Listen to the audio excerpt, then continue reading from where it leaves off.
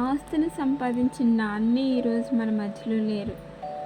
కానీ ఆ ఆస్తుల కోసం ఇంకా ఆరాటం నీకు తగ్గలేదు. ఎండలో చెమటోడ్చి రాత్రులు నిద్ర లేకుండా నాన్న సంపాదించిన ప్రతి పైసా కూడబెట్టి మన భవిష్యత్తు కోసమే ఆలోచించారా. కానీ నాన్న వెళ్ళిపోయాక ఆస్తుల కోసం నీ చెల్లిని, నీ తమ్ముడిని, అమ్మని శత్రువులుగా చూస్తున్నావు. ఆస్తులు నీ బాధ వింటాయారా? నీ కన్నీళ్లు తుడుస్తాయారా? చివరికి నీ చితికి తోడుగా వస్తాయారా? రేపు నువ్వు ఒంటరిగా మిగిలిపోతే నీ దగ్గర ఆస్తులుంటాయి, కానీ నీ పేరు పిలిచే చెల్లి ఉండదు, నీ ప్రక్కన నిలబడే తమ్ముడు ఉండడు. వాళ్ళు నీకు అవసరం లేదనుకో. నాన్న ఆశ ఒక్కటేరా, ఆస్తులు కాదు, కుటుంబం కలిసి ఉండాలి, పిల్లలందరూ కలిసి ఉండాలి.